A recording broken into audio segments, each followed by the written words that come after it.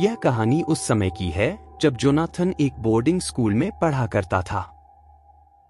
वह सिर्फ 13 साल का था जब उसके साथ एक अजीब घटना घटी। एक दिन जब वह बाकी बच्चों के साथ क्लास में बैठकर पढ़ रहा था, तभी अचानक जूनियर टीचर भागते हुए उनके क्लासरूम में आईं और प्रोफेसर के कान में कुछ कहकर वहां से चली गईं।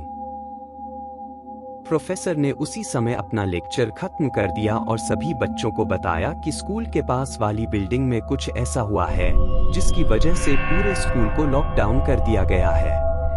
किसी भी स्टूडेंट को अपने हॉस्टल या स्कूल परिसर से बाहर निकलने की अनुमति नहीं थी। असल में स्कूल के पास वाली बिल्डिंग में एक पागल सीरियल किलर ने कुछ लोगों का मर्डर कर दिया था और वह स्कूल के आसपास ही घूम रहा था। इसलिए जब तक पुलिस उस सीरियल किलर को नहीं ढूंढ लेती, तब तक स्कूल बंद रखने का आदेश दिया गया था। उस सीरियल किलर ने कई लोगों को बेरहमी से मारा था और उनका दाहिना हाथ उनकी बॉडी से गायब था। यह सारी बातें स्कूल के गार्ड ने एक सीनियर स्टूडेंट को बताईं, जिसने पूरे स्कूल में इस खबर को फैला दिया। यह सुनकर सभी बच्चे बेहद डर गए थे।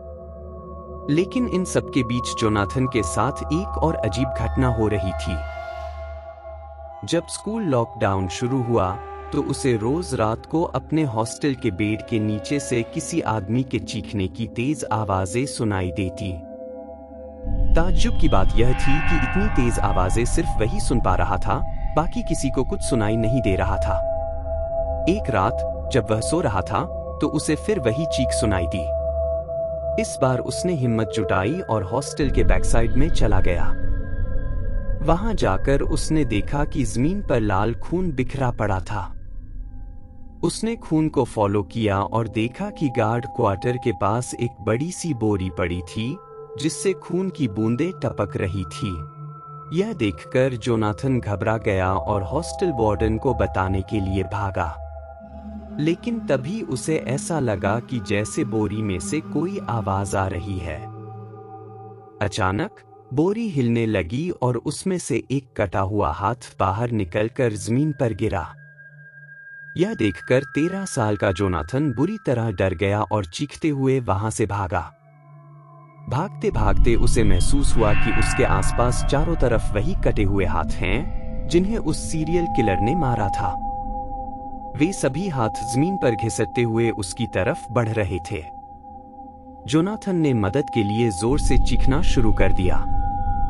उसकी चीख सुनकर हॉस्टल वार्डन और बाकी लोग भी उठ गए। जब उन्होंने जोनाथन की हालत देखी तो स्कूल प्रिंसिपल ने तुरंत पुलिस को बुला लिया। स्कूल के सभी बच्चों को एक हॉल में ले जाकर अंदर से लॉक कर दिया गया। जोनाथन अब भी जोर जोर से रो रहा था।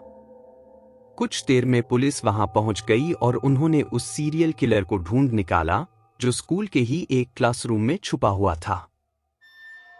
अब सवाल यह उठता है कि जोनाथन ने जो कुछ भी महसूस किया वह सच था या नहीं। यह कोई नहीं जानता। लेकिन एक बात तो तय थी, बोरी सच में उन सभी लोगों के कटे हुए हाथों से भरी थी जिन्हें उस सीरियल किलर ने मारा था।